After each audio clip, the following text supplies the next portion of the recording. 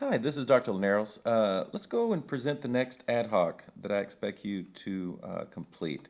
We'll go to New Test, Excel Expert, and we'll stay in training mode.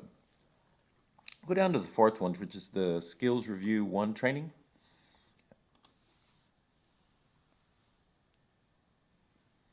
And I want you to begin on number 16. You're going to be assigned 5 tasks, and we're going to start with 16. I'm trying to select stuff that seems to give people trouble and cause them to have low scores.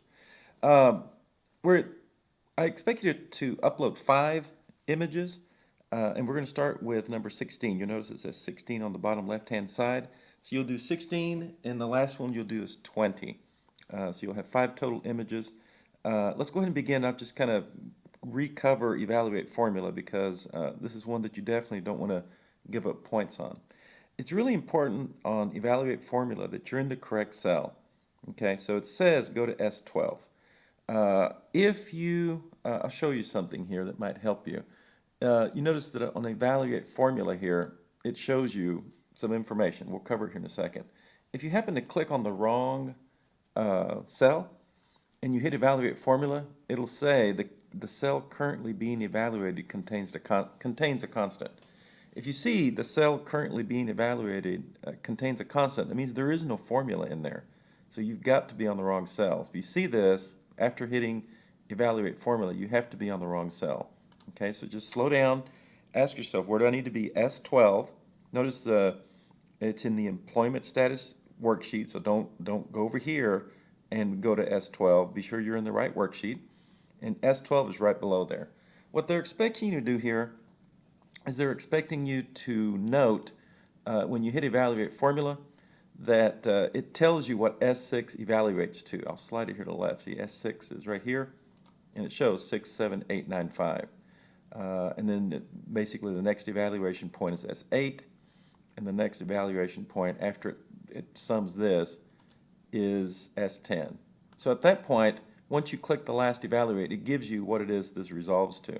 The reason this confuses test takers is they say, well, what did I just do? Did I do anything? What they're expecting you to do is to say, okay, let's restart here. This is taking a number, subtracting another number to come up with a result, and then subtracting yet a third number to get a result. And the question you ask yourself, well, what is this doing? And when you hit evaluate formula, notice here it's adding. So it's adding, adding, adding to come to a result. So the question is, why on this row are we adding? All these are adding the employeds. They're adding this one, and this one, um, and putting it here. Why are all these adding and this one is subtracting? Well, this is what they're trying to get you to do, is to see evaluate formula and notice that that's what's wrong with this formula. That here you're subtracting 3 things, but if you look to the left, which just happens to be a different year, that's all, you're adding everything. So how do you get points on this? Do exactly what it says. Go to evaluate formula. Notice what things are evaluating to. Okay, be sure you go through the entire sequence to where you get the evaluation. Close, and then you say, well, how do I fix this? These are all adding, and this is the only one that's subtracting. That doesn't make any sense.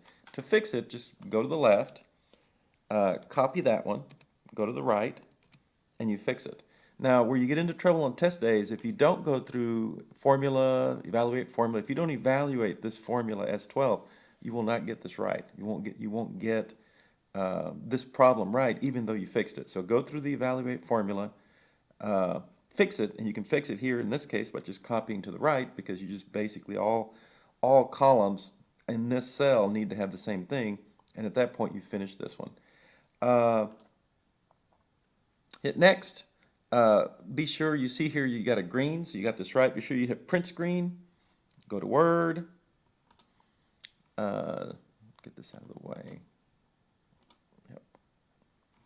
Yep. Drop it in here, paste the image in, and I want you to do this 5 times. I want you to drop the 5 images for 16, 17, 18, 19, and 20 into this Word document.